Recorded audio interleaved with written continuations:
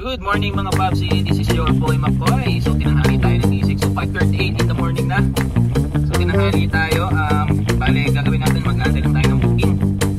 So sana makarami pa rin tayo kahit hindi tayo. Target na oras is every day 5 AM in the morning. Siyempre dito pa rin, kasama pa rin natin yung fly. So samahan nyo ako sa ating biyahe. Time check mga Paps, 5:41 in the morning. So ilang minuto lang nakakuha na rin tayo ng ating first booking. So ang booking natin today is from Maguinhawa, Diliman, Quezon City to NAIA Terminal 1 arrival. So ang fare niya is 489 pesos. So yun mga Paps, magandang umaga ulit. So nakakuha na tayo ng first booking natin para ngayong araw. Today is Thursday, June 19, 2025. So habang papunta tayo dito sa ating pick-up location ng first booking natin, pick-up lang tayo. So kahapon mga Paps, hindi na ako nakapag-video ng ating computation dahil nagutin talaga ako kagabi, magbaba ako diretso kahit ganito. So ang recap lang, ang ating net income hapon ay 3,200 pesos. So bali tumiyahin tayo ng mula 5 AM siguro mga alas 3 yan sa pagkakatanda ko, 306. So ang naging gas natin dyan is 900 plus, binawas din natin yung 500 na maintenance and then yung ating 200 na food. So meron tayong nasa natira, may tatabi natin is 1,600 plus. Kaya naman hindi ka pa talaga, hindi naman kasi pare-parehas araw-araw. So kalipay-pay yan, samahan lang natin ang dasal para araw-araw din natin dahil sa soon masakit update ng mga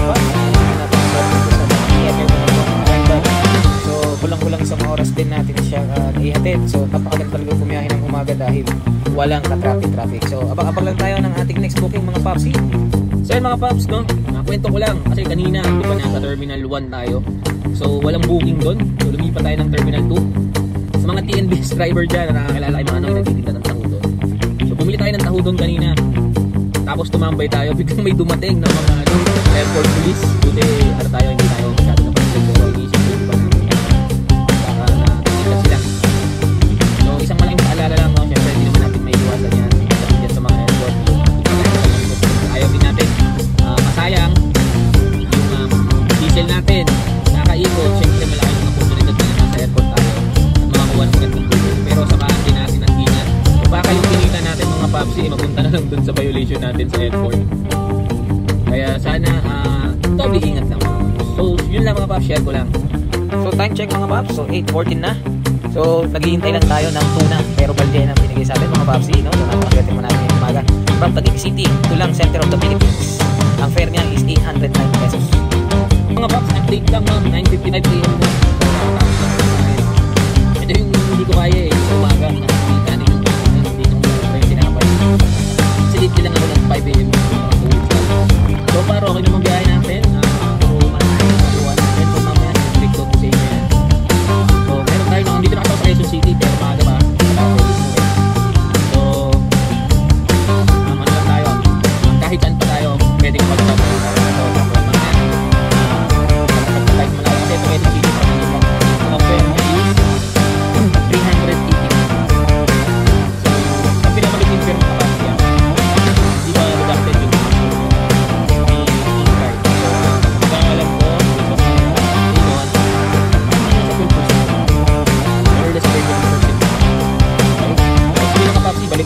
Update ko kayo kung ano pang mga mangyayari sa biyahe natin. So, salamat. So, time check mga Paps, no? Nang aga natin matatapos ngayon. Kasi hindi na rin ako sa career natin mga Paps.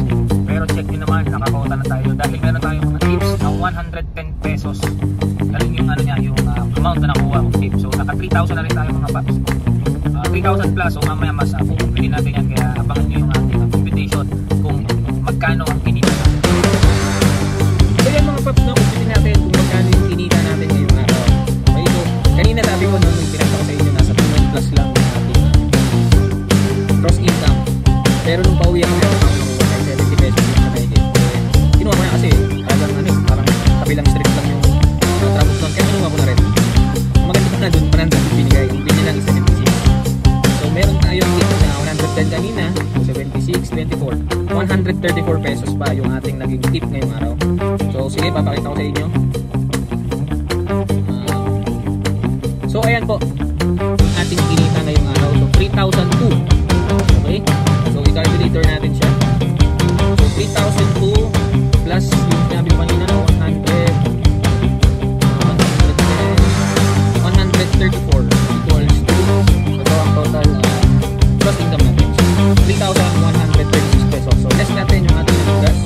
Mag-picture ako nun. So, ito na pala. So, ayan sa mga boss.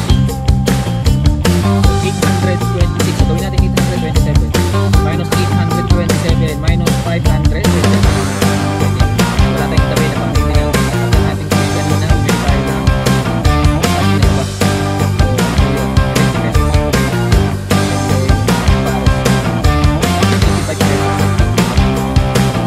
Meron tayong pinakakulit tayo na 1,694. So, bakit natatanong nyo? Hindi po ba kayo nagbaboundary, Pops? So, ang sagot ko po hindi po dahil ang sasakyan ko nito ay sa akin po. So, nagbaboundary lang ako kay business. So, yun. So, sa mga nagtatanong din, kakayanin ba kay InDrive na nagbaboundary? Yes, naman po kakayanin. Marami pong mga kasama natin at TNGS driver na nagbaboundary din or nagbaboundary hulog na ang gamit lang na apps is InDrive. So, kailangan lang siyempre samahan ng magandang diskarte at siyempre na kung ako buwabiyahe ako ng mga 8 to 10 hours, siguro yung mga nagbaboundary, pwede na siguro sa 10 to 12 hours. So, para may uwi pa. So, yun lang mga Bob. So, kita-kits tayo ulit bukas. Isa pa pala, no? Kahit nalik tayo ngayong umaga kasi parang 5:30 na ata ako nakapag-open or nakapag-online sa InDrive. Pero, tignan nyo naman, na-reach pa rin natin yung goal natin sa umagang oras. So, mga 2:30 tapos tayo kanina, diba, nag-video ko.